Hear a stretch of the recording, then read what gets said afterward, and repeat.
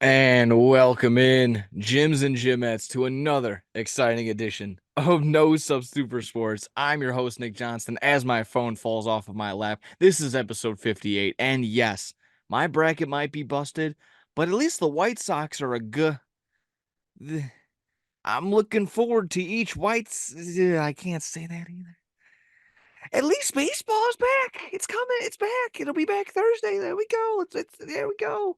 And I don't know if you also saw that big old shake, that big old ice cream thing at Guarantee Rate Field.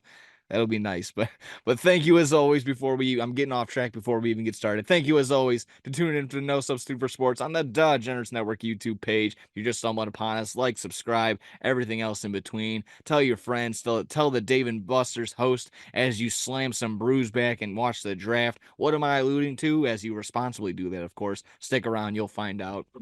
As always, follow on Twitter, and every Thursday I go live on twitch.tv/SportsTownShy, basically every single day. Just had Johnston and Combs on today. We're blow the whistle every single day. Bad Karma Wrestling as well on Fridays.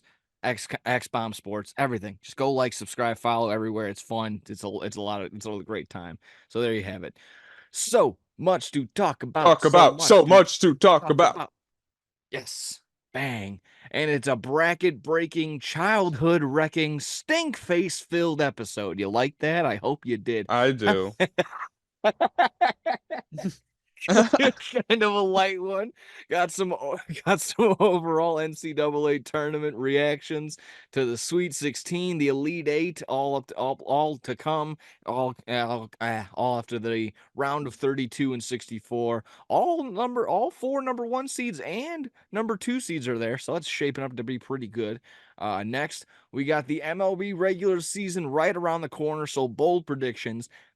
MVP predictions as well. Any gambling predictions. We got parlays. We got the division winners all coming up. That's what we're talking about today. And finally, Raw was in Chicago, 15,000 people strong. So, what else to talk about there? It kind of meant no wrestling. It was all talk wrestling on Monday Night Raw, but we'll Mm. we'll get to it. That's what it was. All that, tons more in between. But before we get underway, let me introduce you to my friend and founder of CEO of the Fat Cat underscore Streams, Mikey J. Fatcat. How you doing tonight? I'm doing good, man. It's been a good day, hard at work. I'm happy to be here as always. Hell yeah, hell yeah. It's gonna be a hard out for us today. We're gonna go see Late Night with the Devil. That ought to be a fun one. I don't know if anyone else has saw it. I don't know the guy's name off the top of the dome, but he was the polka dot man from Yeah, I'll butcher his name if I try it, but yeah, he was a polka dot man. He's been in a couple movies lately. He was yeah. in Dune He was 1. he was just in He Dune. got He was one, yeah. got cooked in that, but He did. I'm trying to also think. He was probably the weird. I think he was the weirdo brother in no, that wasn't him either. Either way, in post I'll pull up a name. I'll try and pull up a name in a picture or something like that. I'll do, yeah, I feel bad now. I exactly. I'll should try and have do it some been justice. prepared. Yeah. As I'm getting all around well, it's pretty decent with the bells and whistles on on Photoshop and all that shit. I'm able to do that. That's all the fun jazz. But yeah, we got a movie to get to, tons of media to actually talk about. We got, I don't know. I mean. We all saw Quiet on the Set. We're gonna get to that. That is a little creepy, jam packed with sports. Like I said, baseball's finally here. Finally, wrestling is kicking up. We got 2 more weeks until WrestleMania 40. So how about it? Let's get in. Let's dive on in. You ready? Ready to go, Mikey? Yes, sir. Hell yeah, hell yeah. Well, starting off on a sour note, on a kind of a gross note, just to be frank. Uh, Quiet on the Set. Quiet on the Set. The four episode. Now I just heard. I don't know if I didn't confirm it, but I just heard it from my girlfriend. There's gonna be a fifth episode coming up in April. A fifth Oh, episode, a little extra episode. This was all following the guess the child industry in TV and media and in movies, mostly surrounding the Nickelodeon studios, mostly talking about Dan Schneider, the producer of basically everyone's favorite childhood show. Insert whatever name you want it to be, whether it be, I guess, iCarly, Drake and Josh, the Amanda Bynes Show, all that. Again, a couple of the salmon cat victorious. I guess I can keep going. But he had his hands in the pot of a lot of, starting careers and kind of ending them as well. So this was a very, very interesting documentary again for this hit the sweet spot. Well, I hate saying things like that, but this hit the demographic for us right there because exactly that we grew up watching these shows, enjoying them, not knowing at the time the absolute horrors that were going on behind the scenes. And again, I saw that one post and I forgot who it was, but it was the best worded way I can say it was glad that I could enjoy my childhood and enjoy all this while they basically sacrificed theirs, and that was alluding to all the children and all the just again the awful things that were going on behind the scenes. So there was three different occasions of pedophiles that again I don't know how deep we are into the video, and I don't want to get marked or nothing like that on the YouTube side of things, but um gross was the all around feeling from it. Maybe spoiler ahead, but we see the awful story that comes from the Drake Bell story. I'll let you. I'm gonna let you step in right here, Mikey, and just give your all around thoughts. You watched all four, just like myself. What'd you take away from it the most? Was there anything from the doc, and what was your just overall feelings from Quiet on the set? Well, yeah, I was not expecting this to come out. I mean, it just kind of happened out of nowhere. I was seeing stuff on social media, and it got me interested to see what it was all about. And yeah, it was horrible to say the least. I mean, I don't even know these people personally, but you can't even help but feel so bad for things that they went through. I mean, especially Drake. And I mean, he's only one of the few that have spoken out. I mean, we don't even know what really has happened to some of these other people, so it's just so saddening. I mean, I mean the Drake episode especially, I feel Oh like yeah. just was so rough. Drake and Josh was one of my favorite shows growing up personally. I mean, Yeah, mine I too. mean, my brother, I always watched Drake and Josh, one of my I favorites. can And still, if the episodes are on, I can still probably quote it as it's going along. Like it's that easy. It's that simple for you. yeah, I mean, They're classics. They're absolute classics, and you feel bad. I mean, again, without trying to give away too much or just say it at all, but just I felt the most bad for Drake's dad. Even now, I'm like, yeah, oh, it's tough to talk about because there was a man obviously who didn't take advantage of his son in any sort of way. Obviously, financially when it usually comes to stuff like this, because you see the other examples of like Britney Spears, and you just even most recently saw her having a battle with her parents about uh whatever it was, making money and all that jazz a long time ago. Uh but Drake's dad was genuinely looking out for him in every single way, and like Drake explained, they were going in it fresh, flying by the seat of their pants. They didn't know, he didn't know. They didn't know if they were going to get taken advantage of in any sort of way, like I said, contract wise. And here was just a parasite of a man in that David is his name David Peck. I don't remember. Brian Peck. Brian Peck. Thank you. That's what ends up being the culprit, comes in and just exactly again like Drake said is he picks his spots and he knows exactly what he's doing. Everything's calculated and is done to a point because he's probably done this before. There's no way that Drake's is his first victim. Uh,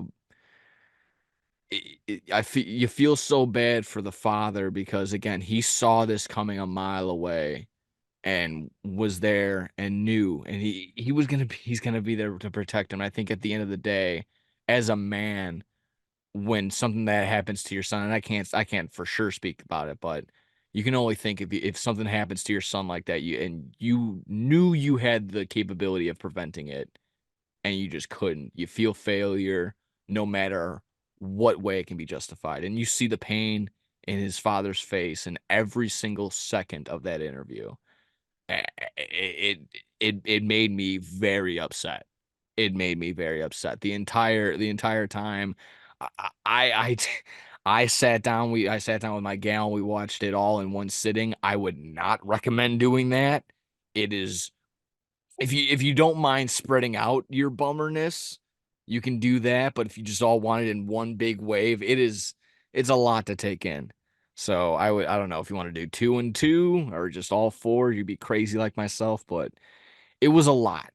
It was a lot to take in and a lot to just absorb, and you feel bad for every single one. And again, you believe them. Like there's no reason not to. And I think the obvious monsters are the three pedophiles. Again, I'm saying it that way because I just don't want to get dinged on YouTube. But you the obvious monsters are those three people, those three individuals that get docked and then get arrested, basically. But they try and go back and forth and make Dan out to be a monster. And he is. You can't sit there and say that he isn't. But just in comparison, it's not as bad. I don't know. Like I said, I don't want to come off like I'm vouching for him in any sort of way because it's disgusting. Everything that he did is disgusting. Doing it the way that he was with children and child actors, that's awful. But he was just a weird guy trying to get weird jokes over on a kid's platform. Yeah, that's just it's disgusting. Absolutely. I think you just leave it at that. I can't. I would just have to leave it at that. He's just a weird guy. There's nothing. That's if that's as far as it was. It's still very awful. But that's just that. That's just that. He should be blackballed. And shouldn't have another job in the industry. And that's that. So, and, yeah. I mean, I'm just kind of going off on a huge Yeah, I rant and mean, tangent on it. So, any other lingering thoughts that you had on the documentary, Mike? I mean, if you watch these kind of shows, if you want to know how it was, I'd recommend watching it for that sake. But yeah, just very rough seeing everything that happened to these kids. And again, we don't really know the full scale of truly everything that happened. I mean, within Disney, we don't even know what happened with Disney. Yeah, Brian Peck immediately got hired by Disney and worked on Sweet Life of Zack and Cody after only serving 16 months, which is so crazy. Crazy. stupid. I mean, I just don't understand how that even happens. But that stuff even makes me feel worse. Like, Yeah.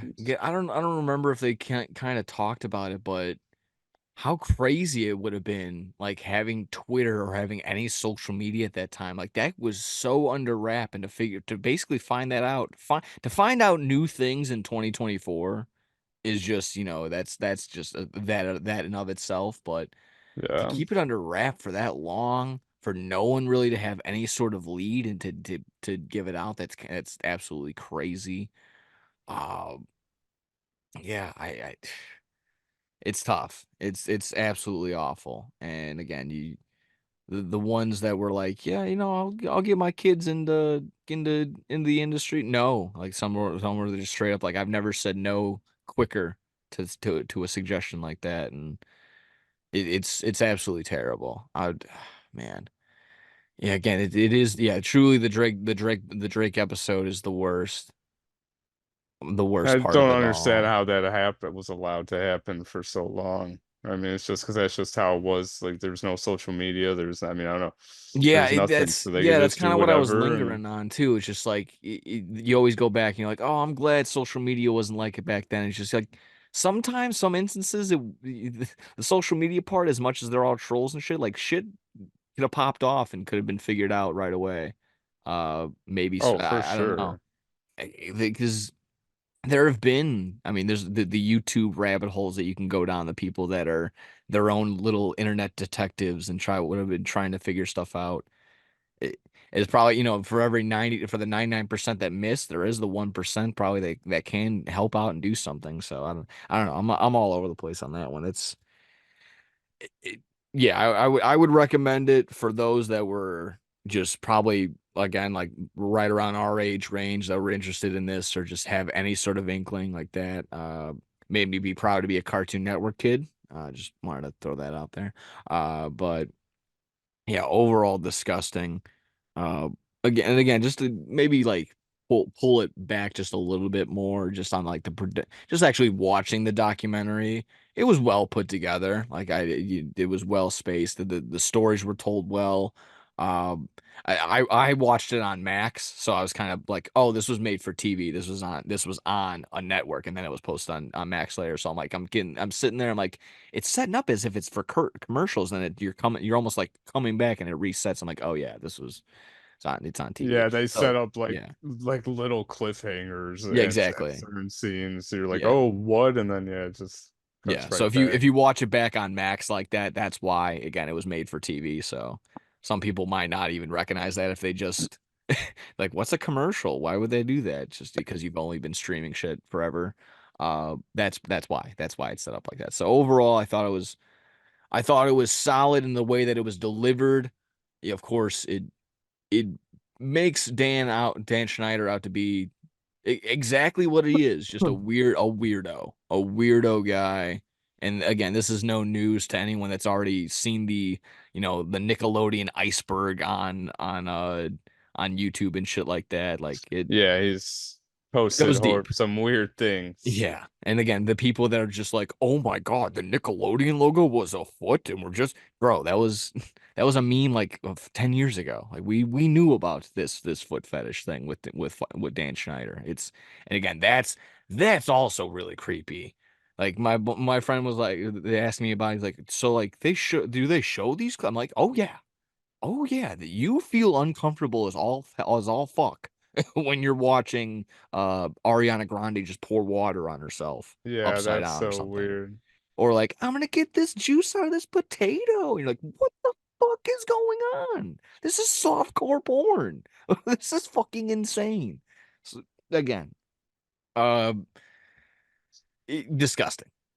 I genuinely felt gross. That was the first thing I said. I'm like, I need to take a shower. This is everything. It was just ugh, ugh.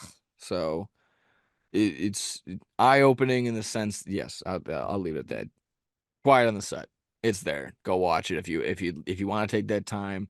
Not traumatic, but just something to really think about and to be like, oh fuck, yeah. So Yeah, it's not all what it seems to be.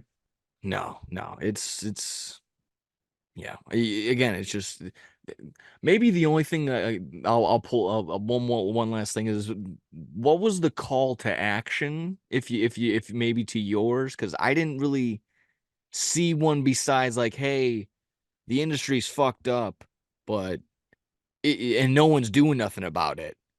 Well, who's gonna do something about it? There is Like really no call to action. I think yeah, I guess they just hope that it's they're not just like that presenting a problem. anymore Yeah, nowadays. But I yeah, they're think that just that's kind of that's yeah. I'm sorry. Go ahead. I'm sorry. no, yeah, it's all just about really Dan Schneider. I mean, it's not about the industry as a whole. And they show Brian Peck with Leonardo DiCaprio in one of the pictures, and it's like, well, what the fuck is he doing to him when he was younger? I mean, it's like, how deep does this shit goes? I mean, you obviously, I bet it's, I mean, Hollywood is, it's Hollywood, man. We'll never know everything about it, but I mean, Oh no, the obviously would skeletons hope. go for miles, my friend.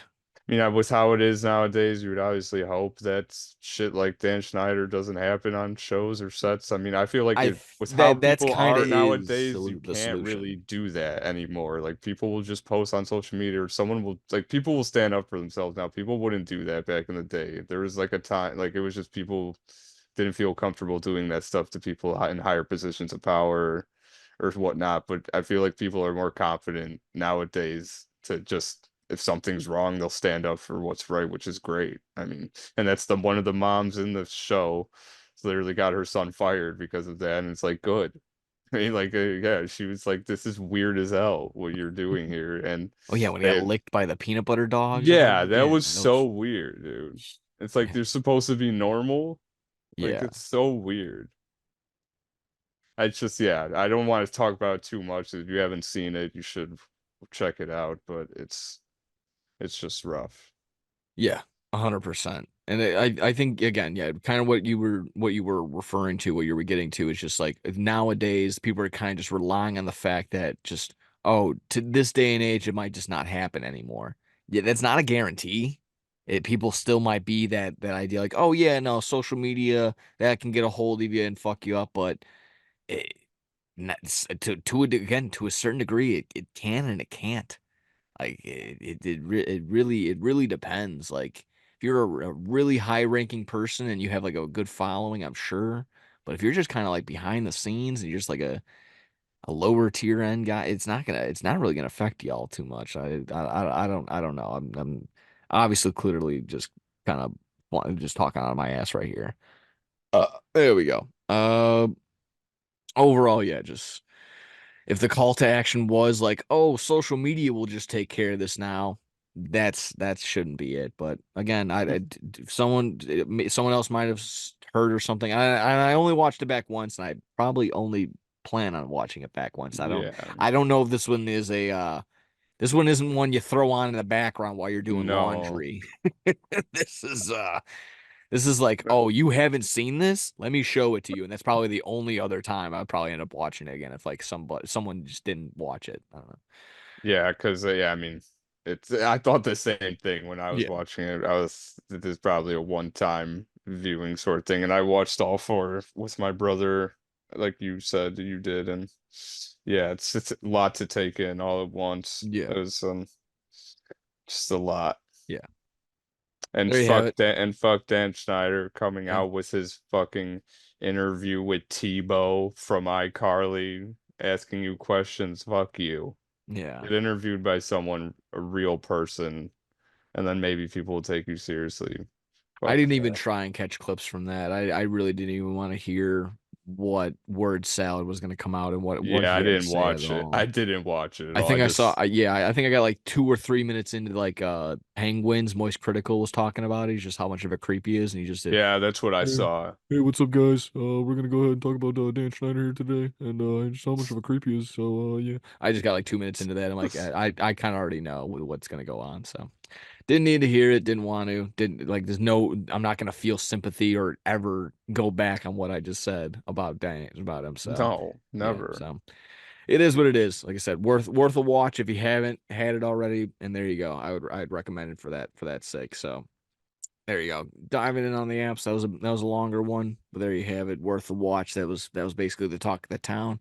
Besides the actual sports that were going on, and of course, it was the NCAA tournament.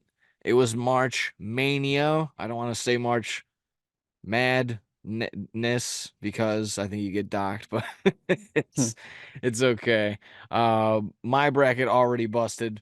I rode with the boy Troy. He'd warned me though. He did warn me. He's like that defense, John Calipari overall, and you heard it at the end of the last episode.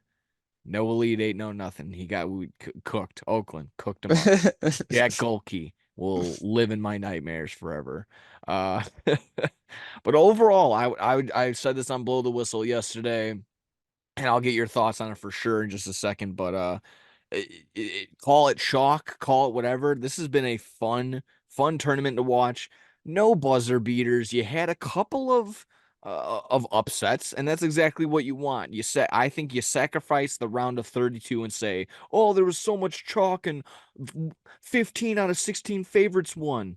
Okay, that means that the Sweet 16 and Elite 8 are going to be fucking sick. Like I mentioned at the top of the hour, all four number one seeds and all four number two seeds in there with an 11 seed sprinkled in there and then some 4, 5, and a 6 seed in there, I think.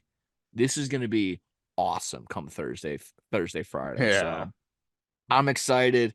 Want to get your thoughts again on the just overall, just the tournament to come. What has happened lately? What have you been watching when it comes to the madness? Yeah, I've just had it on and off, every now and then when I'm working or when I'm at home working, I'm able to have them on, watching them late at night too. Um, yeah, I feel like it's been a fun tournament so far. I've seen people hating on it, but Of yeah, course.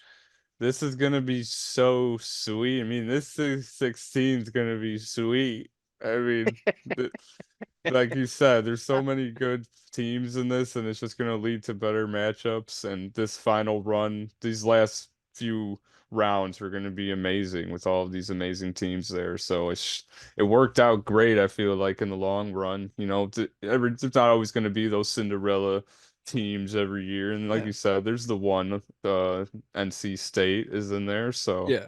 they're cooking it up. But yeah, all in all, I think it's been pretty decent. I mean, fun games, some games going to overtime, some game-winning shots. So that's always what you want to see when you're watching this Yeah. shit, man. That's what Couple you of couple of teams were doing having to sweat it out a little bit, but overall the favorites getting it done again, kind of what you want to. Like these lower seeds that were getting in, and even if they were upsetting in the first round, they would stick around and give the other team, the higher seed, a run for their money, and just the better team would end up winning. And I think that's exactly what you want. So more competitive ball.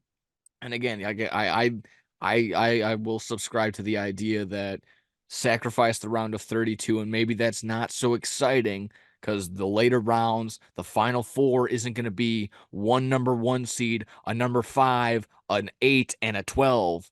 And you're going to be like, oh, this is going to be so chalk. Maybe this could be potentially all four number one seeds, or a one, a two, and a three, or something crazy like that. This can be stacked up, and at the end of the day, again, if it is all number one seeds, whatever, if it is the chalk, people will complain. The diehards will, casual like myself, will just sit there and say, like, okay, these are all the number ones. We will figure out who is the best to this year. So there you have it. I will be excited. I'll be watching. That's what it should also ultimately be. So again, yeah, people are hating on it, bitching on it on Twitter. Yeah, I mean, again, it's probably because you're the college basketball hardo, and that's fine. That's your bread and butter. That's what you want to get to. But it, last year and the year prior, like when they were exactly that, it was chaos, and number one seeds were falling in the first round. yeah. Purdue, it made for less viewership and actually lower attendance overall at the games because these number one seeds would drive all the way up from Indiana or Kentucky and be like, oh, well, we're just stuck at this tournament for the next 4 days. What the fuck are we gonna do? I'm gonna just sell off my ticket, or I'm gonna just sit there for an hour and a half. Like it was a pain. It was a pain and a pain in the ass when again these lower seed teams were upsetting. So again, call me a chalk eating weasel. I've enjoyed my time watching these games, pulling highlights and all that fun jazz. So it's been exciting. So again, besides my bracket and besides John Calipari cooking me up, uh, I've enjoyed it. I've enjoyed my time. So It's yeah, been yeah, I'll be fun, looking forward. man. Yeah, absolutely, absolutely. Any other lingering thoughts on just anything that you've been enjoying? Anything catch your eye? Is your bracket cooked up? Is there anything Oh, you got an office bracket maybe? yeah, mine is cooked. It's been so cooked. And the one thing I had was I had James Madison being Wisconsin the first round. I Did loved that too? that. Bet on that. So that was fun. But other than that, nothing else really. I've had so many bad picks. It's like 30% chance of being good. I think I'm last place. Oh my God. That's it's okay. Again, when you're not really paying attention all that if you're just starting up paying attention in the beginning of March, like yeah, it's not the easiest. But I'm just Someone in trying on to. our office that has a 99.9% chance still. He's ranked 12,000 in the world. Oh shit. Just I Okay. guess just been getting so many, so I'm like, okay, I would Out have of like no 22 million plus brackets, like yeah, yeah. that's pretty solid. So I'm like for sure I'd have no chance anyway. Oh shit. Well, let's see. I got a couple of odds in front of me right here. Just the of course excluding Illinois teams because that's you can't bet on Illinois colleges here in Illinois. But the only one that would be left is Illinois, University of Illinois. But I feel like Oh, even if they do get out of this Sweet 16, they would be playing UConn. That's a very tough ask. If you are gonna roll with UConn being one of the number ones, looks like wow, yeah, well, okay. UConn is plus 210 on DraftKings. Houston also number one plus 500. Purdue plus 650. One of the other the third number one seed right here. We have Arizona not a number one seed, plus 900. And if you want to get in on the highest odds number one seed, North Carolina plus 1100. Not that bad. Solid path to the Final Four, if I don't say so myself. Hmm. But I also like Tennessee. I'm kind of digging these long shot odds right here on North Carolina and Tennessee. You know, a lot of other people kind of confirm it. Again, I don't have the expertise to sit here and say why, if, and how you should take Tennessee. These are just names and teams I'm rolling with, and I like the numbers. So North Carolina, Tennessee, that's who I would be throwing a floater on if I needed to. Otherwise, I of like course, those. yeah. Otherwise, of course, chalky as all hell. Probably going to be UConn again. So yeah, yeah. But the longest odds is North Carolina State, the 11th seed. They are plus 9,000. So there you have it, right It'll there. be a battle in the finals, so Yeah, yeah. whoever's in it. Absolutely. I'm just yeah, of course, always looking just for good basketball. That's what we want. National championship. Yeah. Illinois plays Iowa State. I the other one I said we got duped out of what could have been the best NC the best championship game. Morehead State and Longwood Academy. We damn it, we missed out.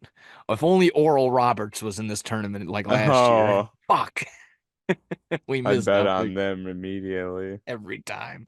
Uh, I one of my other favorite clips was Colgate. One of the athletes goes, they ask him, uh, what do you have any pregame rituals? And one of them says he walks on the court bare with just the socks on, and the other one goes, yeah, I actually brush my teeth before games. He goes, and they all just go, Colgate, we get it. I'm just like, oh yeah, no, yeah, that makes Jeez. sense. Oh shit. So that yeah, that Love one that. yeah, loved it absolutely. So it comes yeah, all the action on the court, all the action off of the court. It's lovely. Yeah, that would be oh, if I made a three on Colgate, that would just brushing your teeth action. That'd be so That'd be crazy. amazing. So there you have it. Those were our bracket. Like I said, it's already busted and looking for some odds later on. So that can be fun. For good there, let's dive on in to some baseball. I'm talking baseball. And this is kind of our lead off if we haven't really gotten to it already. We kind of haven't. I think we did a ton of talk last week with Bill. He finally had some lovely Cub insight that wasn't just us two guessing, basically, but also chipped in for some White Sox talk as well. We'll be doing that a little bit. Did this earlier on Johnston and Combs today. We're able to dive in on the AL and the NL side of things. I think kind of doing exactly what we wanted to do here. I want to pick the NL division winners, AL division winners, maybe some MVP talk, maybe some other, if we got some stats off the top of the dome that we want to roll with. I locked in Emmanuel Clase last week for reliever of the year. So again, stuff like that, maybe some bold predictions. We can get on that. But before we get underway, got some news to dive into, to react to. So how about that? How you doing? How Uh, you doing? there you go. Cubs and Dodgers expected to open up in Japan next season. Some exciting news Wow. just got back from the South Korean games uh between the Padres and the Dodgers. And I was going to ask you really quick, what a transition and how big of a don't give a fuck attitude would you have going from two games that mattered in South Korea to you got to fly back home and play spring training games that just essentially now it doesn't matter at all. Like come on, what are we doing? Yeah, it's weird because they didn't really promote those games in Korea that much either. So I saw that they were towards the official regular season record. So I was like, this is Yeah, kind of just feel like the season just started without any of this official game like opening day shit. But yeah. I'm so it's I'm just kind of weird. no, yeah, exactly. I'm not up in arms like everybody else is. If baseball wants to expand the game and go overseas and play games, for us might be 5 o'clock, 6 o'clock in the morning, I think that's okay because there's going to be 160 other games that I can Yeah. watch and enjoy. I'm not gonna, Don't tell anyone, but I might not be able to watch every single White Sox game this year. I know. I know. I know. Just stop. Stop. I know you're calling the police. Put down the phone. It's gonna take a lot. It's gonna take a lot out of everyone to do that ever, except if you're James Duda from the White Sox Pride and Passion page. Shout out to him. Uh he makes every single game basically. But it's gonna take a lot and let other people enjoy it. You don't be so selfish. Let the game grow. That's what happens. Don't gatekeep baseball. That's what happens. It's Hmm. bad. MLB is bad enough. Like you said, you didn't even know that these games were going on. You kind of had No. to do your own research and figure out that these games were going to be happening at 6 o'clock in the morning. And that's probably why it wasn't advertised towards us because it was going to be on so early in the morning. It was going to be on only on ESPN Plus on your phone or on your exactly Oh. that's so you're streaming. So this wasn't for you. This what you're gonna have to do that. It's okay. It's okay when things aren't for you. It can be for other people. It's fine. It's completely okay. So grow the game. And I'm even again, I'm okay with this. Have the game in Japan. Just don't have it in the middle of spring training and expect these guys to come back and to give a fuck about the spring training games or something like that. Have it spread out, have it just plan accordingly to line up with it and so that everyone's so everyone's sleep schedule can line up. And again, it can only make sense. You got Yamamoto over on the Dodgers. Now also have Imanaga and Suzuki over on the Cubs. So hell yeah, exactly that's what they wanted to do. They want to get these guys back over there. They're their stars. Have them there, and then grow the game. Grow the game. So there you go. That's my thoughts. That's all I really want to get off my chest over there. So again, as long as it makes sense and they don't come back to spring training games that mean nothing, I'm all for it. So there you go. Grow it. NFL's been doing the international games. Yeah, Do it. exactly. I don't know if you also saw, maybe we'll get to it, but they're gonna have a Christmas game. Christmas is on a Wednesday. They don't NFL don't give a fuck no more. It's every single day of the week is football. I love it. They're just stealing Christmas from the NBA. They did, yeah, they'll do it. They're the Grinch. They don't care. The They, NBA, that was always they're like, oh, look, NBA Christmas games. Now the NFL's like, Psych! oh, and now everyone's gonna watch us. Psych! We got you for 5 fucking hours. You're gonna get Cowboys Texans, you fucking bitch. How about Oh, the and Bear? we'll all watch. Yeah, exactly. We'll sit there with our hands folded. We don't care. Oh, that'll be Um, great, yeah, actually, yeah, with the new absolutely. Texans. Yes, absolutely. Uh, Bears and Bears Texans actually a Hall of Fame game. That sounds pretty cool. August whatever. That'll be Yeah, they fun. put CJ Stroud and DJ Moore on the picture. They're not playing. They No, they put won't them be on the playing. promotional picture. You gotta sell the tickets. They'll get there. They'll do some meet and greets. They'll sign some pictures. Yeah, oh, they'll be there. They'll sign a baby. They'll sign his forehead or The something. Bears gotta be in it when they got three people going into the Hall of Fame. Oh yeah, hell yeah, dude. That's gonna be fantastic. Ah, so there you go. Bouncing back from NFL or from MLB to NFL, back to MLB. Staying responsibly, gambling. Hopefully you are, and it doesn't look like Ohtani is. Well, I'm sorry. It all allegedly, and of course I'm backtracking. I'm setting up. This is all jokes, people. We're all just trying to have fun here. Uh, I don't know if you saw the complete presser. If I don't know if you saw the press conference, but some are saying that Ohtani having this press conference set him back. It could have hurt him on the incident, could have not. Again, if you are unaware, Ohtani facing some allegations, trying to fight off his former translator, possibly stealing from him for some gambling debts. Again, hopefully I'm getting that all across all well. But Ipe Mizuhara, his former Hmm. translator, fired again for Yeah, for being a part of an illegal gambling ring. I believe he was with a bookie in California, and sports gambling, any gambling in California is a no-no. That's illegal. He transferred upwards of, what was it, 45 million, 450 million? It was a fuck ton of money. And it was enough Oh, that wow. bells and whistles go off when you send or transfer money that's just over X amount of dollars, like 10,000. And the reports are that he was getting the green light from Shohei for wires that were upwards of $500,000.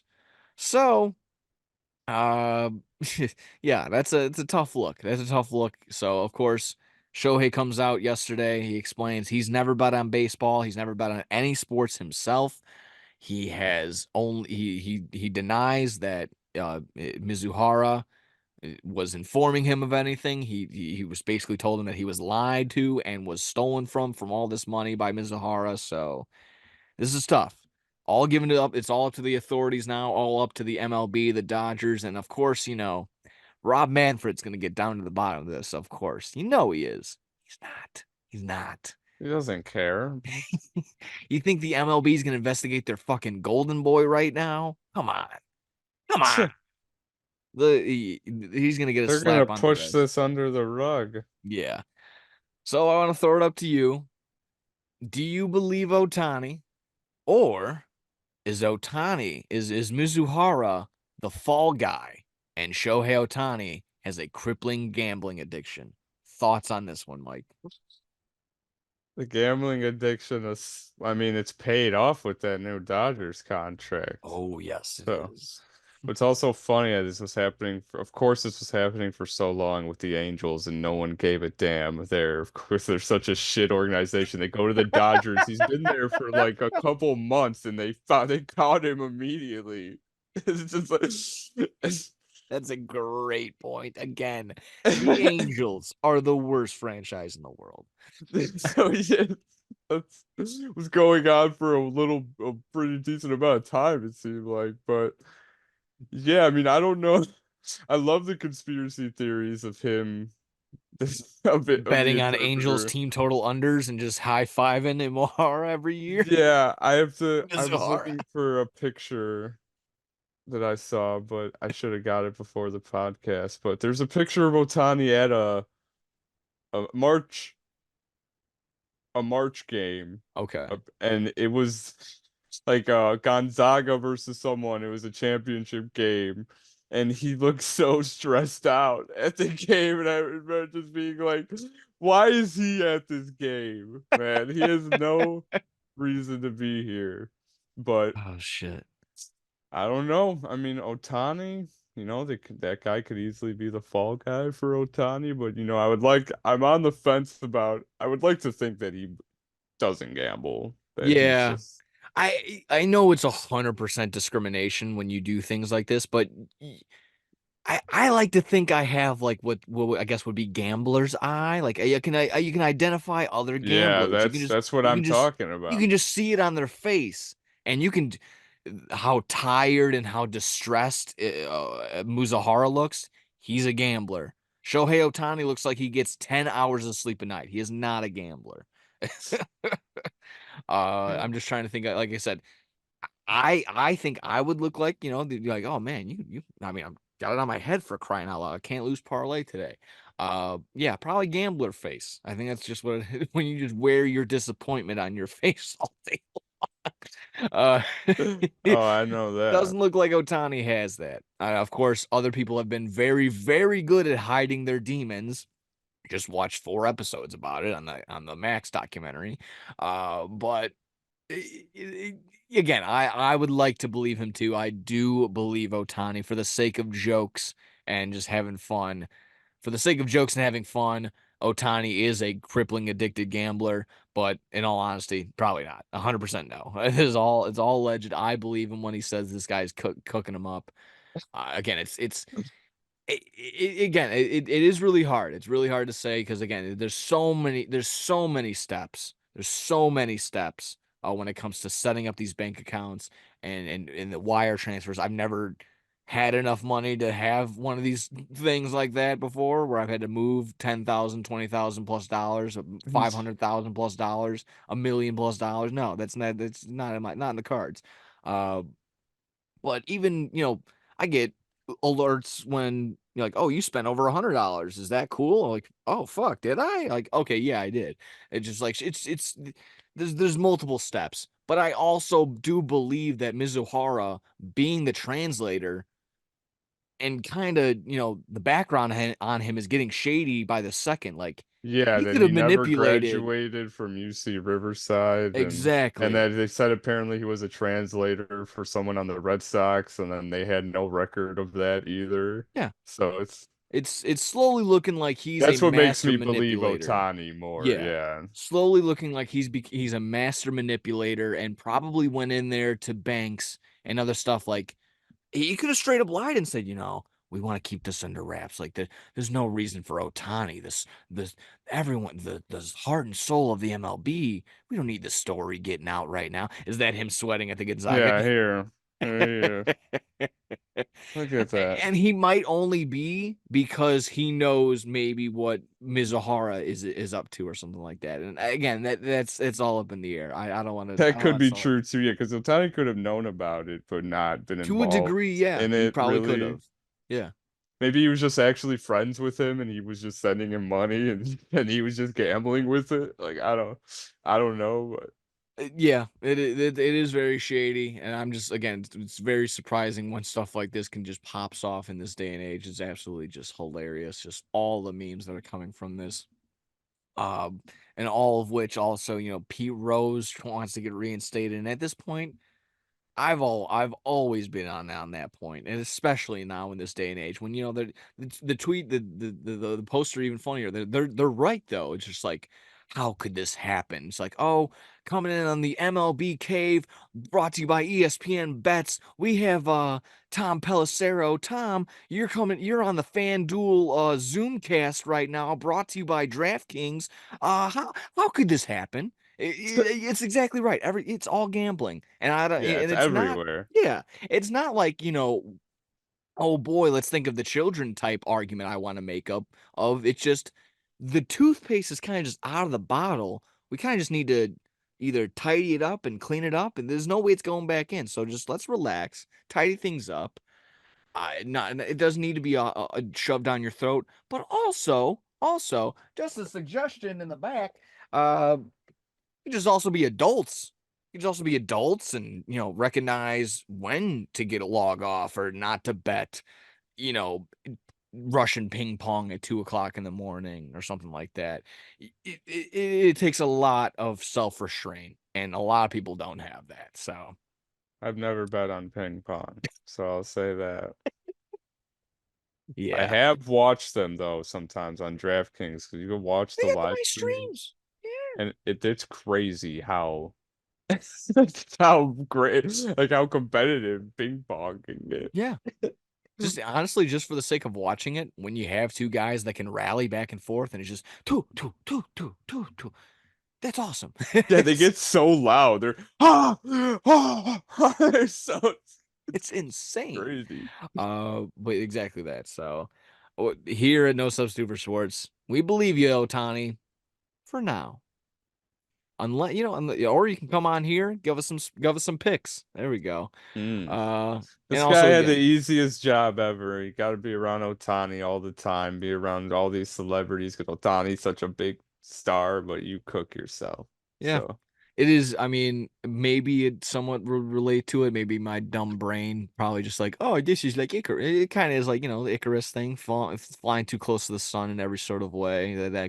That light example, uh, just you get, yeah, you have one of the lightest jobs ever. You take the guy to the bank, you set things up, you take the man to whatever involves money or anything. Just like, oh, I have it's to hang out with Shohei Ohtani, one of the most popular people in the world right now all the time. Like, yeah. oh, yeah. Like, how is that not exciting enough? You're surrounded by Ohtani and still at that time Mike Trout. Hmm. You can't spark up a conversation with those two, three, four, five people. It's Yeah, I don't know. Some people just I need to need. gamble. Yeah, I need to bet on the Bulls. yeah. I hope not. They were 11.5 point favorites last night. They lost outright to the Wizards. Oh, I'm talking baseball. Yeah, that's back to baseball. Yeah, dude. Exactly that. Back to baseball. We can pick. You want to do some predictions? Not for the news. Let's get into some predictions. Let's talk the Yeah. divisions. Get a little bowl predictions as to maybe what's going to go on during the season. We did that last year. I'm gonna try to remember off the top of the dome. Uh, I guess I think I was like 2-2-2, basically. Like two hit, two were not even close, and then two were kind of washes. So yeah. Mm. So there we go. Keep it like that. I think I might do the exact same. We'll do three on here, and I'll tease it. We'll do three on the live episode on Thursday. So I'll just have to come up with three more. Shit. All right, Wow. I'll do that. No problem. I'll get to the lab and we'll do that.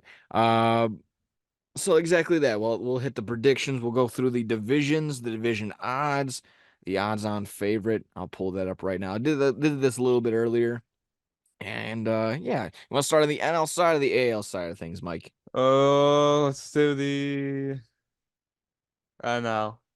Do the NL side. Coolio. That sounds good. We'll save the Sox for the other section. There we go.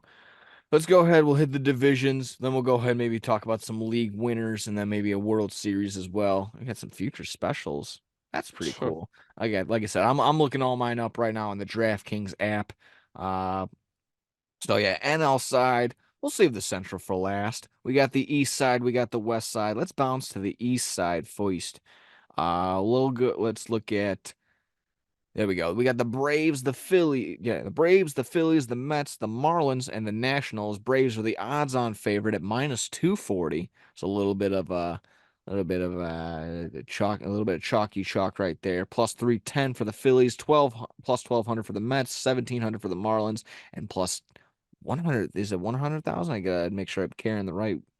No, it's plus 10,000. Plus 10,000 for the Nationals to win that division. Uh, Oh, you think are you feeling brave? You want to are you well there you go. Are you feeling brave with the Braves? Or are you feeling a little I brave and want to like take a flyer? What are you feeling right near here in the league in the AL East? I mean, the Braves are always, they're the chalk one to take, so that's just the easy one. But I'll say Phillies. There I we mean, go. I feel like when they start getting hot, they're one of the better teams, and I feel like they struggle to do it consistently. They kind of do it they've kind of start getting hot near the end of the season more so, which is good. I mean, because it gets them into the playoffs. But They always make that right move at the trade deadline. They've been doing that the past two seasons. yeah, and they got great players, and you got Bryce Harper on your team, and you've got these stars, and I mean, is Trey Turner on? They're Trey Turner's on their Trey team, Turner's still right? on that squad, yeah. Yeah, they have great players, and Oh yeah. pitching isn't all that, but sometimes they've got if Schwarber's still on that squad. I mean, when you've got an offense like that, it's still a good team that's you got to worry about. And the Braves are top tier for sure, but if you Yeah. want to take a flyer, I feel like the Phillies at plus 310 here. I mean, Yep. I feel like that's a good one. Chip on their shoulder. They've said it's one of the toughest places to play, just in general, especially in a playoff atmosphere over in Philadelphia. Of course, I do like the Braves. I like I mean, you're looking at top to bottom at that lineup. They can have upwards of 4 or 5 40+ home run hitters on that team, which is absolutely stacked to the gills. And Spencer Strider being the NL Cy Young just front runner right now. It makes sense. If I'm gonna have fun, I will take the Phillies. If I want to have even more fun, I'm not gonna sit here and tell you for sure, but I do think they have potential to be a wild card team. I like the Marlins. I like the Marlins Wow. for a couple of ex-White Sox. I also like them because Sandy Alcantara can get down there and tear you up a new one and possibly get back into back into Cy Young form as well. So And who's the Brand guy that plays first base? That's just uh what was his name? Or did you just mention him already? Oh man. I forget Luis Ariz. What was it? Yeah, Luis Luis Ariz? Ariz, he plays Yeah. second, and he hits like 400. He's gonna hit Yeah, I for remember he 400. was cooking last Yes, year. yeah, he was up there. I think he finished at like 380. You know, he's not a power bat, but he's obviously a get on base guy. If he's getting on base 40% of the time, just hitting, that's really fucking good. Doesn't take a guy like me to tell you that much. That's Uh, amazing. but there's a long shot there, and there's fun. And if you want to maybe find the odds just for them to make the playoffs, Marlins, I like that. Again, could be a bounce back opportunity for Tim Anderson. He's on a prove it deal. And I haven't looked at it myself. I don't know if they're available on DraftKings. They kind of just more for the bigger names. I would maybe take a look at Jake Berger's numbers. Maybe just take a look at Jake Berger just to have some decent power throughout the year. Having a full season down there, that could be nice. So overall, I think I will on Johnson and Combs. I went with the Braves, but for here, just because I just didn't want to have too much uh overlay. I will go with the Phillies for that same, like I said, that fuck Oh, you mentality. Let's get up there. Finally, let's break through the glass ceiling. Been there in the World Series, lost to the Astros. Let's win this thing now. Again, everyone is riding. That's probably one of the best fan bases throughout sports. Is the team that rallies, just Philadelphia and the Philly squad. yeah. So from there, we'll bounce over, and I mean, kind of, I would think going to be pretty easy for this one. The NL West, the Dodgers, the Giants, the Diamondbacks, the Padres, and the Rockies. I think we can both safely say the Dodgers. Yeah. I mean, if they Yeah, don't get it done, then I don't know, yeah. something's wrong. I've seen odds change maybe because of people betting on the Giants because they made a couple moves to stay relevant. I'm trying to not just the most recent one we talked about them last week. Fuck, it's Ooh, Matt, what, Matt? Matt Chapman. Matt Thank you. Chapman, Thank you. right? As soon as you get one, the wheels turn. So I mean, I'm sure maybe some people took a flyer on the Giants. Some people may be like, oh, the Diamondbacks could do it again. I think the Diamondbacks might be due for a little bit of a regression. It was really nice and nice. They hit their stride when they did. They also only had like 88 wins, something like that. So it is one of those where you get in there. That proved exactly that. You get in there, anyone has an opportunity. You don't need to be a 110 win Dodger squad. You can be an 85 win fucking Guardians team and have an opportunity. Um, The so Rockies are just kind of here. yeah, the Rockies are for sure just kind of there. They- They're gonna have some fun. Hey, I mean, again, the altitude, maybe they lead or in somewhere like lingering on the middle of squad of home runs. That's always seems to be the goal for them, I think. So again, not gonna be hammer on this one too much. It's Probably such gonna a go with the dot. tough. Yeah, go ahead. No, just sorry, I don't mean to cut you off. I just mean it's such a tough division to play it for them. Oh, Like, if 100%. you're on the Yeah. Rockies, this must just be so like fuck. Like we have no like to play against four of the better teams in our league in our division in our league. Like it's Yeah. just And of course, one will 100% win the division and get locked in there. You could argue that all three wild card spots can go to this division. And I'll maybe pull it back a little bit on the Diamondbacks, but the Giants and Padres with that recent move getting Dylan Cease that solidifies the Padres rotation. Giants again adding a bunch of solid names: Blake Snell, Matt Chapman just recently. This could be fun. It's gonna be a fun little division, but ultimately probably will go the Dodgers' way. But they'll do the usual, win 100 and so games, and then lose in the first round. So we got the Dodgers. We're both rolling with the Phillies, both rolling with the Dodgers. How about the Central? How about the Central? We got the Cubs, the Cardinals, the Reds, the Brewers, and the Pirates. Yarg, them Pirates. I know a while ago, even last week, I told Bill I rode with the Cubs, just plus 185 to win the division. But for fun and games, I'm gonna take the power of friendship. I'm gonna take the Cincinnati Reds this time. What do you go? oh What are you rolling with? um well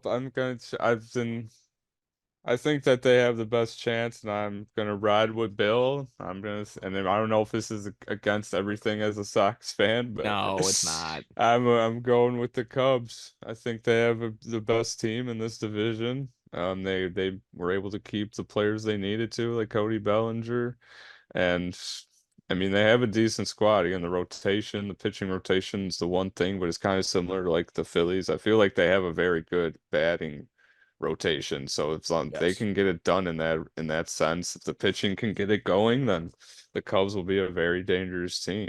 I Yeah. mean, again, No. Chicago is one of those fan bases too, where I feel it's like, it can get I've personally never been to Wrigley, but I see how it gets on TV if Oh yeah. those bleachers. I bet it gets rowdy in there, man.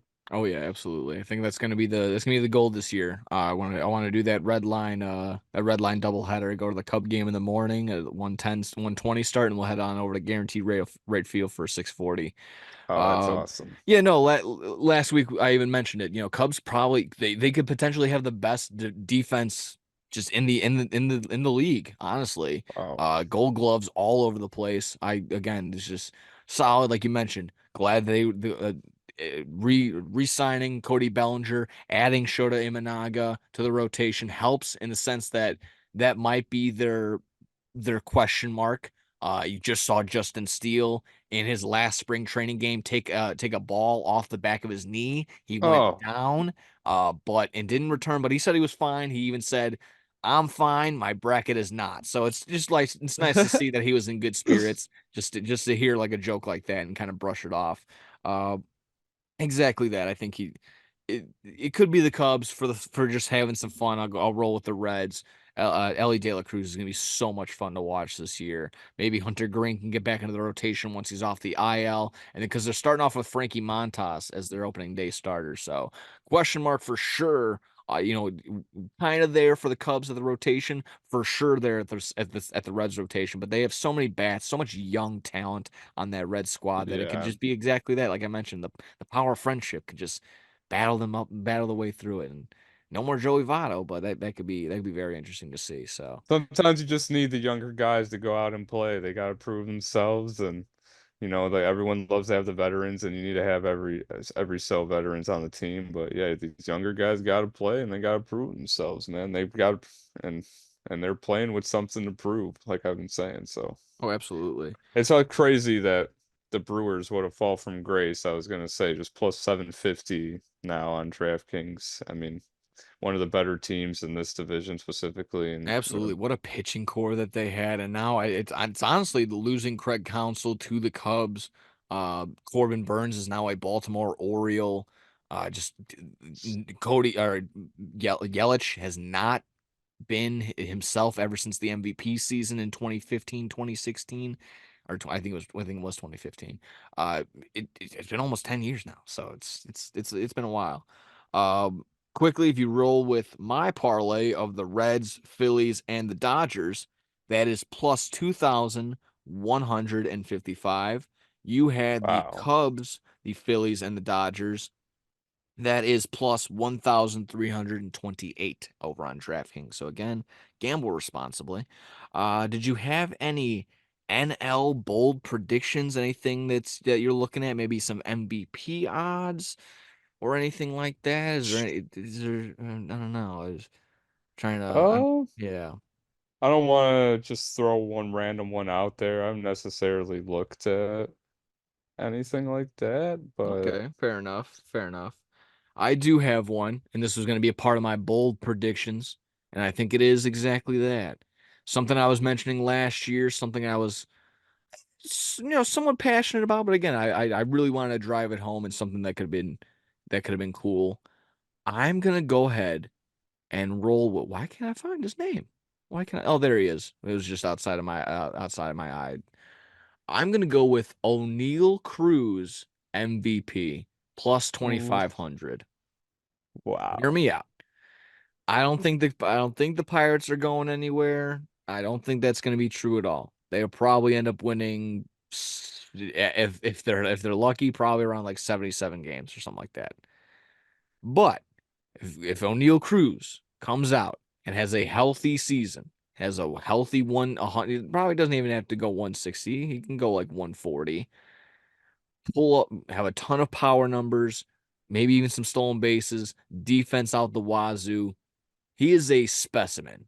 He is a fun kid to watch. So Not going to put the house on it, but this was just something I was thinking on last year, literally right before the day before he got injured, because I was like, he's playing the Sox. I don't want to give him any juice. Just, even if my bet literally will have no feeling or any implication at all. That's just my gambling brain like that. I'm like, I can't bet on him until after the White Sox series, and glad I did because he ended up getting hurt. Don't think I would have got my money back for placing it. So that's exactly that. So from last year to this year, O'Neal Cruz bounced back plus 2,500 MVP, NL MVP. That's what I'm rolling with. Again, That's unexpected. I yeah, mean, he was just a rookie recently, right? He was just his rookie yeah, season last just year. just yeah, just a ways away.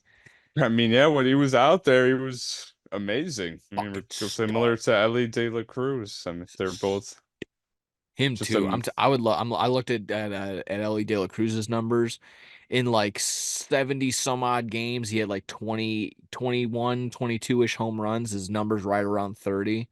Fucking a full season of Ellie De La Cruz. Yeah, he's gonna have more than 30 home runs. I think that's gonna be it. So I think hmm. it's like right around like 31 and a half might be his line.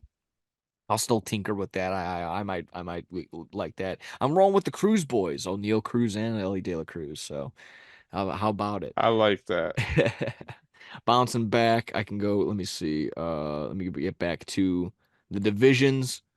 We can focus on the AL side of things. We can, like I said, get a quickly get through a couple more things too. We got Yeah. some wrestling to talk about.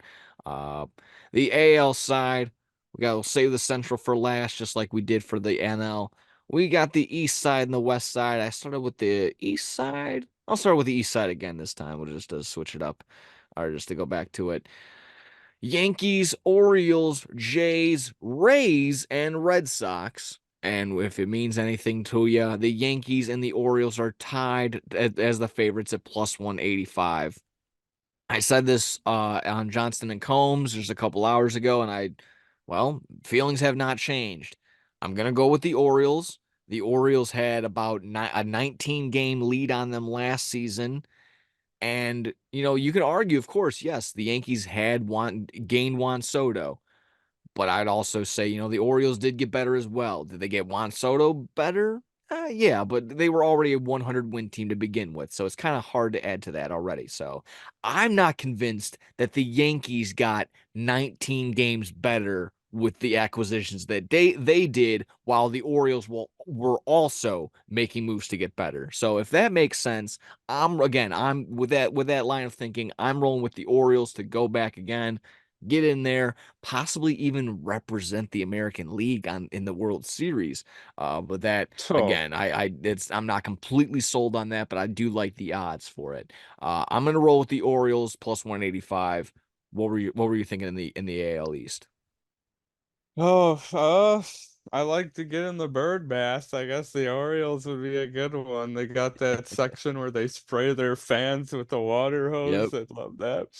Uh, they're one of the feel like younger up and coming teams, similar to like how the Diamondbacks and how these other teams just have been playing that have been bad in previous years, but they're just coming on the up now with all these years of past of being bad. Now they finally have good prospects. They've got good Building a players, farm and system, relying on their star, and then their star rookie actually panning out is it's crazy what happens. It's absolutely yeah. awesome. So it's like stuff like that's fun to see. I mean, the Orioles were horrible for so long as I can remember. Oh There yeah. was always one of those teams that was just, you're like, oh, they're losing. Yeah. Like it's just, but now they have a chance, like they have a chance to be in the World Series, which is, I mean, it's crazy. That's how good they are now. And I'm not gonna pick the Yankees over them. No, Are you fuck that. kidding me? So if I'm gonna I'll pick the Orioles too. I like the Blue Jays. I mean, I like Vladdy, and Yeah. I feel like they've got great pitchers over there too. But Yeah, plus 400 though, that would be my flyer team. Of course, it's not a huge flyer at plus 400, but if that lineup can get going and actually produce like it has been supposed to be these past few seasons, again, you just look, they might have they I've been arguing them, the Astros, now probably Atlanta have the best 1 through 9 when it comes to lineups. Just a batting lineup, and the Blue Jays can be up there as long as they're not underperforming all at once, and healthy. So there you go. Bo Bichette needs to be there. Vlad Guerrero Jr. Mm. needs to be out there and ready to roll. Uh, so there, I mean, again, Blue Jays have an opportunity. Again, their rotation is just questionable. But again, the Orioles could add, from what from rumors have it, they could add Jordan Montgomery still. So Jordan Montgomery, Corbin Burns, uh, Gibson on there as well, if I'm not already mistaken. Mountcastle is on that squad. A fucking stacked Orioles squad. Uh, so yeah, I'll roll with the Orioles. You're rolling with the Orioles. How Yeah. about the AL West side of things? We got the Astros, the Rangers, the Mariners, the Angels, and the A's. How's that A sound? favorite now. Yeah, I like that.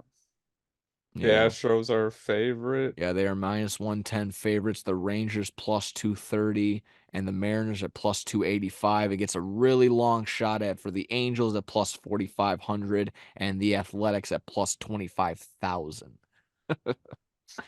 Holy Oh shit. my God. That might be Yeah. the highest odds.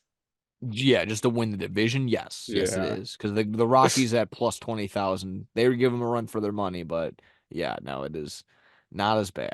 Not as bad. Jesus Christ. Yeah, I said this, and I'm kind of still gonna be lingering with it. I'm going with the chalk on this one. I'm gonna go with the Astros just because, again, no matter what they do, they're just always there, solid lineup, and I'm sure it could do exactly that. They just know how to win in the regular season. So I'm gonna roll with the Astros. I like the long shots of other, even Bill. He'll get to that in just a second. Bill's got some picks. Brandon, earlier today, on Brandon on Johnson and Combs, he went with the Mariners because he believes that the Mariners have such a solid rotation and a young up and coming core. He even might sprinkle a little bit on Julio Rodriguez MVP. Yeah, I mean, if you Hmm. got something, if you got one of those flyers like that, I would just go with that line of thinking, like, oh, uh, or Reds win the division, maybe sprinkle on Ellie De La Cruz for MVP or something like that. Just kind of, just that. That's kind of my idea. Or like I said, power numbers. Hit him overs on stuff, because that would be maybe the only way that they do win the division, because this guy, this star guy, hit all these big home runs. So, Hmm. but with all that being said, I'm still going to roll with the Astros. What is your thoughts in the AL West? Um, the Astros are a powerhouse team. I mean, they've got it all, pitching, coaching, bats. I mean, you name it, the Astros got it. They've got Mattress Mac. But I'm gonna ride with what your buddy's saying. I'm gonna take the Mariners. All right, I yeah, like Julio Rodriguez too. They've got to hold that trident high. They're gonna be holding that trident a lot this season. yeah. That's gonna be Me fun and too. Who's gonna have the best home run celebration this year? Hopefully we get a new like season, a new resurgence of those, because the White Sox, the trench coat's pretty cool. We need something else though. We need some new juice. Yeah, that's a really fun thing that all the teams have been doing. I yeah. look forward to seeing all the different team celebrations after they Celebrations, hit yeah. home runs. Bullpen shenanigans always are fun too if you have a bullpen cam. Um, but exactly that. We can talk about the White Sox, talk about the Central here in order of their current favorites. The Twins, the Tigers, the Guardians. Tigers and Guardians tied at the same amount at plus 350. Royals, and at the very last, Oh, the White Sox plus 4,000. oh. So I I was know, betting on them to win the World Series like 2 years ago. yeah, dude, Oh. it's tough. I'll I'll say this, and of course you're gonna get a ton of glass half full White Sox talk with me throughout the rest of the season. So lock it in. That's what you're gonna get from me. Uh, I see the plus 4,000, and I'm not like offended. We know as White Sox fans that this team's going to be bad, but I will argue a few things. Number one, Luis Robert Jr. could potentially be the best player in the AL Central. I think he could be better than Bobby Witt Jr. I can think he could be better than Byron Buxton on the Twins. I think he can be better than uh fuck, what's the young hitter on the Tigers? whatever. Overall, I think he can be better. I think he can be MVP caliber. It's up there. There's potential. Does that translate to winning? Find out. I also look around the Central and I see a bunch of rotations that there's names, Shane Bieber and uh well, Sonny Gray was there, and so was Dylan Cease, and so was Lucas Giolito. Son of a bitch. But there's, Fuck. that's my point. There's no real again, Tariq Skubal from the Tigers. There's names, but there's no dominant pitching rotation in the Central. I would even go as far as to say as the White Sox might have the best bullpen. Again, you're not even a designated closer yet. But if Michael Kopech can get his hat out of his ass and just realize that his stuff is good enough for the bullpen and he can be a dominant bullpen closer, there you have it. Because I know, again, I already said it last week. Manuel Clase probably going to be the best closer. I put him in for reliever of the year. That's that. So there's a chance. There's also there's anywhere between 82 games and just 80. You can probably have a team that goes below 500 win this division. It's as crazy as that to say. Uh, this division is going to be bad all around. It just won't be the White Sox. So everyone will get a nice big piece of badness pie, of awful pie. It will be evenly placed out. Well, not probably not evenly, but everyone will get a taste because this division is going to be bad. So there's going to be opportunity every day for little moral victories, little victories each and every day. Maybe just, hey, we want to build up this rotation. Maybe just the bullpen. I'm interested to see in a bunch of things. Like I said, Michael Soroka, what can he become? Maybe he's our age. Get him in there. Maybe he becomes a trade piece if he does well. Again, same thing. Can Michael Kopech become the closer or anything that he's supposed to be? That's fun. There's power there. Eloy, Yohan Moncada, Andrew Vaughn can turn into something. He needs to be that fourth overall pick that he needs to be. Garrett Crochet, what can he become? Can he become the number one, number two guy? He's built like Chris Sale. He's got stuff like him from back in the day. Why not? Give him the opportunity. It's exactly what he's going to go do. He's going to run with this starting spot. I always thought he had the stuff. I mean, I don't know. I'm excited to see what he can do in this role. I liked how Absolutely. his fastball. I mean, when you can throw over 100 plus miles an hour, that's always a plus, man. And His slider gets almost upwards of 90, 95. So it's awesome. And again, from what I just heard, Michael Kopech threw 101 the other day. So fuck me. If he's gonna get up there with that velocity in the bullpen, that's gonna be fun to watch. It's gonna be really, really nice to see. So that ought to be great. Again, am I gonna put everything on it and say like, I'm not gonna say every single day, you guys are fools, you're underselling the Sox. No, they're gonna be bad. Everyone's gonna be bad in this division. So just don't put it out of the equation that, in July that the White Sox they're like 5 games out. How is that even possible? Oh yeah, because it's the Central and just everyone's bad. So there's that opportunity. There's also they're like, oh fuck, they're 20 games out. Oh, I guess I'm gonna go to the game because the tickets are $5 and the food's good. So that'll be worth it too. So a long tangent on the White Sox, a long way for me to say that won't be taking them in this parlay. I'm also gonna not take the chalk at all because I'll never trust the Twins. I'm gonna go with the team that I despise their fan base the most amongst this division. I'm gonna go with the Tigers. I'm gonna go with the Tigers to win this division. Plus wow. 350. I do not trust the Guardians, the Royals, the Twins, and as much as I love to, White Sox just don't have it yet. So I'm gonna go with the Tigers. There's again there's spots here and there, and again I'm not coming from the point of view of stats here, and I can give you this ERA and this time. No, I just don't personally trust the Twins. So there's that. I'm gonna go with the Tigers. Any thoughts on this division winner for you? I'm just gonna say the White Sox, Thank baby. you. Thank you. Plus 4,000. This division's gonna be shit anyway, so why not put a Might as flyer well. on them? This young guys might cook. I mean, you never know. You never know. The White Sox might cook it up. Who knows, man? Yeah, You never know. Vegas has always hated on us, even when we were good. They'd always still put us as underdogs, and we'd make money off them every week. love it. So give Absolutely. us the White Sox. I'll take the White Sox at plus 4,000. Win the division. Yeah. Fuck Fuck it. them.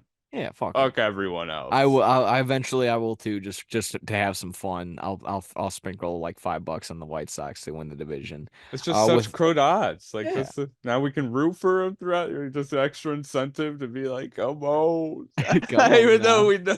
And then when they get up there and they're actually doing well or something like cash out.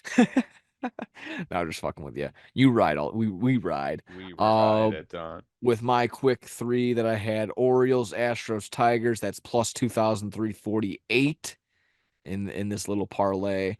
Remind me, you had the White Sox, you have the Mariners, and then you went with the Orioles, correct? Mm-hmm. That is plus 44,887. Thank you, White Sox. Thank you. Thank you, Gary Crochet. $10 to win $4,498.72. Book it. Book it. Put it in right now. 1-800 Gambler, as always. Uh, but that was our picks. And I'll quickly toss it over to Bill. Wild Bill. He's got some picks. He's got a couple of plays for you. So, Bill, Wild Bill, joining in on the Degenerates Hotline. What are your picks tonight, Bill? Or, excuse me, what are your picks for the season? Ladies and gentlemen, boys and girls, children of all ages, Wild Bill here, ready to talk a little bit of baseball, gambling, futures, and whatnot, division winners with you guys. Nick and Mike, thank you again for having me on. Unfortunately, can't be there with you live tonight, but we will be live April 25th, Dave and Buster's in Rosemont for the NFL Draft. You guys heard it here. They've been talking about it nonstop. Make sure you're there. Eat some food. Drink some beer responsibly. Maybe do a little bit of gambling and enjoy the draft together. So April 25th, Dave and Buster's, Rosemont. Be there or be square. I keep this as quick as I can. We'll talk division winners really quick. I'll just run through them. AL East, I'm taking the Orioles. AL West, I'm taking the Mariners. AL Central, I think there's really, anyone can really win it this year. I'm going to take the Twins. Going to the Mariners out west, I think they have the best rotation in baseball. So I think at plus 300, you get some good odds there, especially throwing them in a parlay.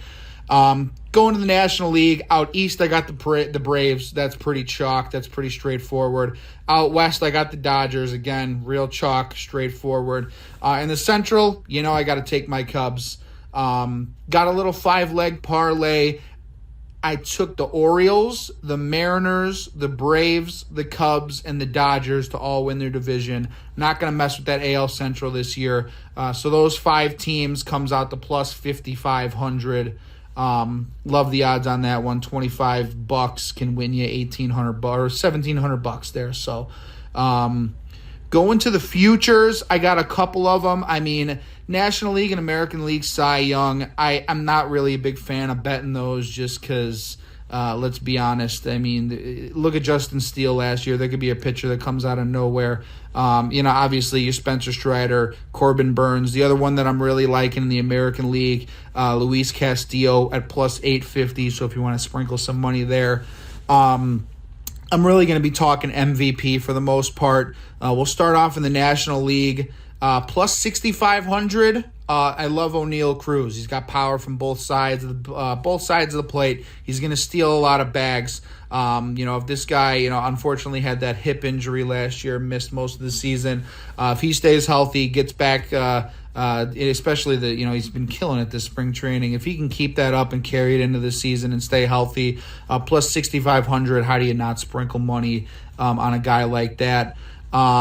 I love Manny Machado this year, plus 2,500. I think that team's going to score a lot of runs. He's going to be right in the middle of that offense at plus 2,500. Sprinkle a little bit of money on Manny Machado. Obviously, you got your Acuñas, your Mookie Betts. You want to sprinkle those into some parlays, but the one that I absolutely love in the National League, and that I put I put a little bit too much money on, whatever. Excuse me, plus 2,200, Corbin Carroll. This guy was a freak last year. Carried the Diamondbacks to the World Series last year. He's going to bat 320, 330. He's going to drive in runs. He's going to steal bags. He's going to score runs for you. At plus 2,200, absolutely love Corbin Carroll. Going to the American League real quick, plus 1,000, love Julio Rodriguez. Let's see, Julio Rodriguez plus 1,000, plus 1,500, a guy that doesn't really, sort of plays under the radar. Not the biggest name out there, but he produces like no other. And that's Kyle Tucker. Absolutely love him at those odds, plus 1,500. Got a couple other guys here I'm going to name. At plus 2,000, how do you not sprinkle money on Mike Trout? He's still Mike Trout. If he can play a full 162 games and stay healthy, he's always going to be in that MVP talk. So plus 2,000, put some money on Mike Trout there. As far as American and National League MVPs, that's really all I had. Actually, no, one more. And White Sox fans, you're not going to hear this, but plus 1,800, Bobby Witt. I think he has the potential to both lead the American League in home runs and stolen bases, which, I mean, you look at the National League, you got Acuña, who, did that last year, won an MVP. So I think if Bobby Witt Jr. Can, do that, put up 30, 35 home runs and steal 50 bags, good shot he can win the American League MVP. One other bet that I'm really loving, and, this is sort of near and dear to the heart just because I'm a Cubs fan, Shoto Imanaga to win National League Rookie of the Year, plus 1,600. He's got 26 strikeouts this spring training, only through 12 and 2/3 innings. He's going to be a middle-of-the-rotation guy for the Cubs. If he can play a full year, get 30, 32, 33 starts in there, he's got the stuff to strike some guys out. So at plus 1,600, definitely be rooting for my guy Shota. As far as parlays, take those names that I've made and just make 3-leg parlays with them. I'll just read off a couple that I have here. Imanaga, Strider, and Burns, $5 to win 3,600. Mookie Betts, Strider, and Kyle Tucker, $5 to win 2,800. Julio Rodriguez, Acuña, and Burns, $5 to win 3,000. Corbin Carroll, Spencer Strider, Corbin Burns, $5 to win $5,000. Just stuff like that. I $5, $10, $3, $4, $2, whatever you can afford. Sprinkle some money on these little 3-leg future parlays. I've been doing them for years. Came close to winning a couple last year. Bobby Witt Jr., Strider, and Betts, $5 wins you 3,500. Just little stuff like that. Take those names, sprinkle a couple dollars on those. Have fun just tracking those and watching them throughout the year. As far as that, baseball is back. Cubs are starting on the road in Texas Thursday night, and then I think the Sox are at home Thursday against division rival Javi Baez and the Tigers. Baseball season's back. Greatest time of the year. We got March Madness. We got the draft. We got Dave & Buster's. Be there. Be square. April 25th. Thank you again, boys, for having me on. Maybe a little bit longer than I wanted, 7 minutes, 8 minutes here on the recording. But thank you again for having me on, and have a great rest of the show, guys. See ya. There you go. There you have it. You heard it here from Bill. You heard it here from us. Tail whoever you'd like. Do it responsibly. Do it however you'd like. And again, shout out to Bill. Exactly right. We got that. We have that NFL draft show coming up. He shouted it out right at the beginning of that message. And boy, oh boy, I appreciate it. So yes, as we are recording, we are 30 days away. 30 days away from April 25th. 30 days away from the draft. 30 days away from the Bears drafting the chosen one. not Drew McIntyre. Talking about Caleb Williams. Say who chose you? Say his name. I love that. Sorry, again, that's a little. We'll talk about a little wrestling in just a second, but exactly that. Oh, If you're, CM Punk. yeah, if you're, if you're not doing anything, please join us live in person, like I We mentioned are at the top of the there. hour. Thursday, Dave and Buster's in Rosemont, ready to rock and roll. It'll be the whole super group, myself for the represent No Substitute for Sports, also Combs and Fitzgibbons up there, and then finally the boys that it's all because of them. Blow the Whistle crew up there, ready to rock and roll. Starting up around 6, we'll roll through the draft. Exactly that.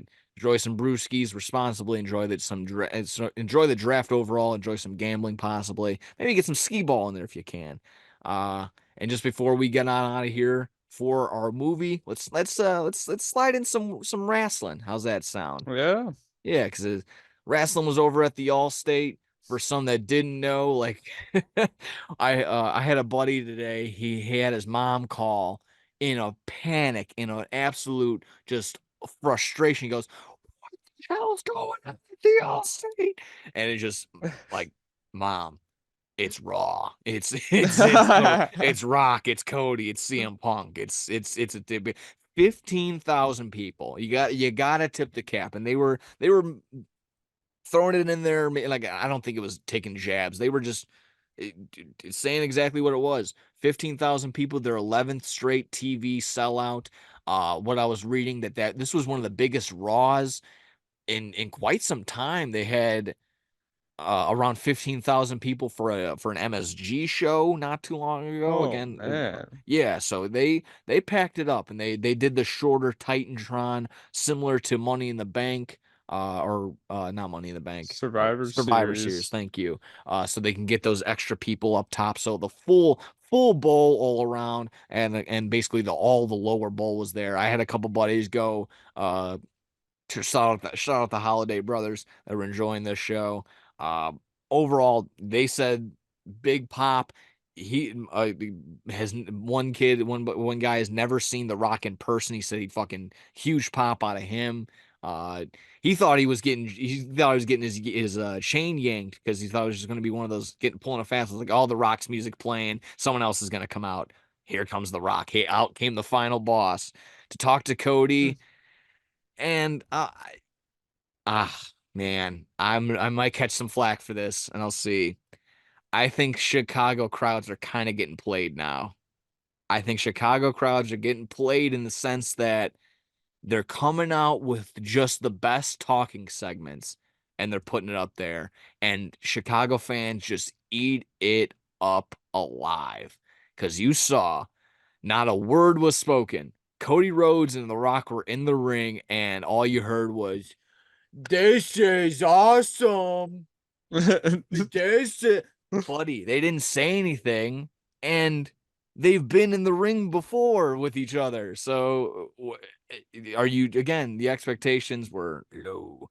But I've also been a part of those crowds, and it's exciting. And it can get overwhelming when there's 15,000 people and just an all around buzz. So I don't want to Yeah. be a hater in that sense, but it's exciting again. Also in the sense that it was advertised that The Rock was coming next week. He wasn't going to be here, so that's pretty cool.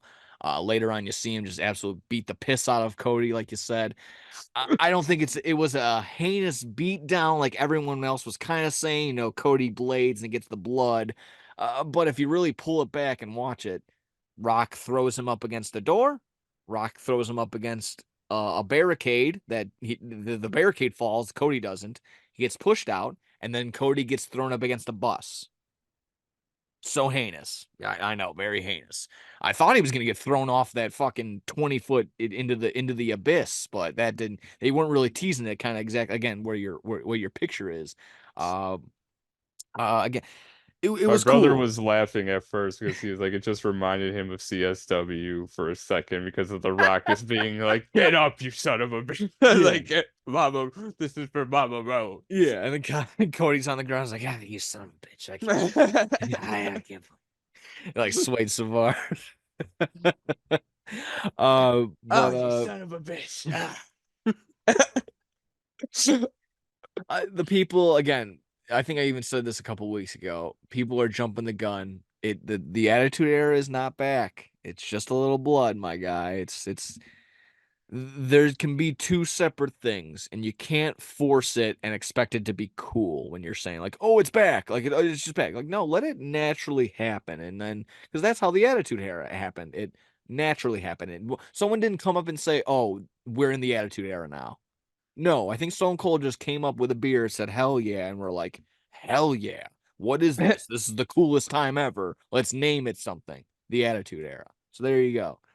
Um yeah, forcing it and calling it a certain time in a certain place, that's gonna bug the shit out of me. But there is a different feeling all around. This was a lot of talking in this episode, but there was a lot of good talking. So for the wrestling that was in there, Sami Zayn lost to Bronson Reed, and there was JD McDonough, yeah, Hugh, I think, Ricochet fought beat JD Ricochet. McConaughey. Pretty cool. A standing shooting star press that he kind of just like absorbed like a chest pass. Uh, but like the wrestling was far and few in between. It was a lot of talking, but the talking was good, and it was the CM Punk McIntyre segment that was just hitting on all fucking cylinders for me. And then Seth Rollins came out and kind of cringed all over the place, at least a little in my mindset. But He it was a couldn't keep up with Sam Punk. yeah, a lot. Not no one really. Not a lot of people can. That's the again. I'll always tip my cap for CM Punk, and it's kind of what McIntyre was saying. You're good on the mic. That's basically it. Your body, your body's wasting away. And when he said about that, you don't do drugs, you don't drink, but you spend all this time in rehab. I'm like, holy fuck, holy shit. That is the little stuff like that, and that's what tells me like, oh, that's a different. We're in a different time. It's a different time. It's not the Attitude Era. We're just in a different time. We'll figure out what it is later. I've also just been saying McIntyre is on a whole nother level. Fucking great. He went to Minnie's Bakery. He goes, "Oh, it's closed on Mondays." After that, he also goes, "Oh, gotta lock my car. We are still in Chicago. Everyone knows." He was like, I bet it was bad. He's like, but it was shit Yeah, I anyway. bet it was shit anyways. Just so quick, so good. It was so funny. Again, that it was all around a solid episode, talking wise and setting up for stuff. Again, they're 2 weeks away from WrestleMania, so if this was again the idea of like they can do this in Chicago and get away with it, they kind of can because the crowd is high as hype as shit. Um, they're going to be over with just about anything that goes on. You're not trying to put everyone in predicaments and get them hurt again 2 weeks before Mania. Makes sense. So if I'm pulling it that way, I'll look at it through that lens. Solid episode, solid build, and again, Punk was just a different breed, a different animal. Just the way, again, talking to McIntyre that he did, the little Vince reference, not really Vince reference. Obviously, it was. He can't referee, then proceeds to get down on his elbow and count 1, 2, 3 right in front of everybody. He just goes, I can't be impartial with these two dipshits anyway, so it's fine. I'll do Michael commentary. Cole and Pat McAfee are just laughing Oh on the yeah. commentary. I love And, that. yeah, and then Punk, that's gonna be fun. Punk is gonna run circles around Michael Cole on commentary when that finally comes to be. And I hope Pat McAfee is there so he can just go back and forth and bounce off of him because that would be a nice little thing. Nice little thing there. So Yeah, he needs to be overall, on yeah, commentary for the yeah, WrestleMania, or he should be the ref. yes, If they do, he yeah. should be involved in some way. He is confirmed. I think he is going to be on commentary for the World Heavyweight Title match. So There you go. and if you also saw my last little thing on this, just overall, because like I said, we got to get on out of here. Paul Heyman during the little talk backstage between the Miz and R-Truth, you saw Paul Heyman talking to Drew McIntyre way in the back. So again, it was a blink and you missed it type thing. I didn't see it live. I saw it back on everyone's Facebook, all the posts back there. Blink and you missed it moment. That could be interesting. Some more, Nothing's ever unintentional with WWE. yeah, a lot of seeds being planted. A lot of people also saying like, "Oh, that truck there, that's not the regular truck. That's supposed to be there for a reason. We saw Stone Cold and John Cena for a reason." Maybe, maybe the excitement and Oh the yeah, I mean, I was thinking about it too. If Stone Cold came out to fuck with The Rock or something, dude, Russ, come to on, try and the make it place would, even. Yeah, the Yeah. place would erupt. Oh, 100%. And that's exactly what you need. You can, I'll sit here and say like, oh, they're relying on nostalgia, but at the end of the day, I'm going to be lying if I told you I'm not going to say hell yeah if that fucking happens. So Yeah. it is what it is. It was like, again, if it was just a night of getting people right, getting the talking points correct, and then of course I'll leave it off with Rhea Ripley. More Rhea Ripley, more Rhea Ripley. The stink face heard around the world. And the reactions online, I love people were just going like, I would hate if that happened. I would absolutely hate it if that happened to me. Just shit like that. And then of course the even funnier was the follow up with Shayna Baszler. Just the bell rings and she just immediately goes into the corner like, all right, let's just get this over with. I know it's gonna happen. Bring it on. Or if she was just doing the thing like, oh no, and just like falling backwards, like, oh no, I don't want this to happen. Oh no. I laughed immediately either way. I thought that was the funniest thing. So Shayna Baszler, uh, got to do that for you. That's your little moniker. It got a huge pop out of me. I thought that was hilarious. And I mean, of course, the even funnier one, the Dolph Ziggler. It should have been me. It should have. So that was just absolutely There's funny. And yeah, so what were many your thoughts on memes. this? Yeah, what were your thoughts I on the mean, stink yeah, face? I went to go see a movie the other night, and I think it's around the same time that this happened. I got home from the movie and I saw it on Twitter, and I was like, "Oh, that's gonna blow up the Oh yeah. internet." And I woke up the next morning and it was just everywhere on Twitter. I was like, I knew it. Like on pages that aren't even wrestling related, people like, man, I gotta watch WWE again. It's Fucking like, creeps. yeah, Oh it man. was. I mean, but she knows what she gets Yeah. publicity, so Yeah. that's all that matters. And we were watching, and when Rhea Ripley came out, my girl goes, "Do you want me? Is that how you wanted me to do it? You want me to do the black eyeliner, the black lips?" I'm like, "Yeah, let's do that. Become my little goth princess. Let's fucking go. Let's do this shit." And she's like, "Really?" I'm like, "Yeah, dude. Let's fucking go. Let's figure this out." But I'm like, whatever you want to do, baby girl. I love you. Well, it is always funny, but it would be pretty crazy. She the whole thing sparked because she goes, "I might want to dye my hair completely black," and I go, "Yeah, what Hmm. else? What do we want? What are we doing? Come on, what else? Tell me more. Let's maybe get a chain from the nose to the ear. We can get that thing going too. A little Oh, punk like rock. Dune. Yeah, yeah, hell yeah." So again, all around fun. It's been great. I want to tease it for next week. We got WrestleMania in 2 weeks, so let's do some WrestleMania trivia. I know we did our countdown last year, and we're doing I kind of cheated. We're doing the same countdown over on Bad Karma Wrestling, doing a top 15 WrestleMania moments we've been doing these past few weeks, but just exactly that, getting the WrestleMania spirit and kind of just filling a segment because some of the wrestling news just gets a little much. So that's that. And that might be this episode, honestly. So if you're good overall, Mikey guy, Yeah, check I'm all please. good. Yeah, there we go. Check please. Thank you. Very cool. Episode 58 in the books. Before we get on out of here and before I plug away, anything you got to say to the lovely people at home? Uh, I love you all. Thank you for tuning in as always. Have a great rest of the week, man. We love you. Absolutely. Absolutely. Sure. We enjoy it every single time you tune in. Thank you, Bill, for having your insight on your picks for the MLB. Make sure you're tailing us, doing whatever you can there. Make sure you're also gambling responsibly. Thank you, Troy, for last week's call. And I think you called this week. I have to slide it in, and I think that's what we'll finish off on for sure. So we'll finish off with Troy's call. So thank you for always the participation there. Alan, take your notes as always, but take your notes especially on April 25th draft night because sorry, Alan, Justin Fields, your boy's gone. Caleb Williams, bring him on in. He's the answer. Draft day, Rosemont. Dave and Buster's, not Buster's and Dave's. Dave and Buster's. You're there. We're live. We're in person, 6 p.m. Locked and loaded. Bad Karma Wrestling over on Fridays. That's 11:30 p.m. a.m. Blow the Whistle Mondays and Wednesdays. Sports Pit, that'll probably be coming up soon. No substitute for sports live on Thursdays. Everything else in between, that's it. I got enough plugs. That's it. We love yous. We gotta go move. We got a movie to go see. So Late night.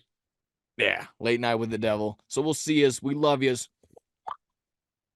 Bye-bye.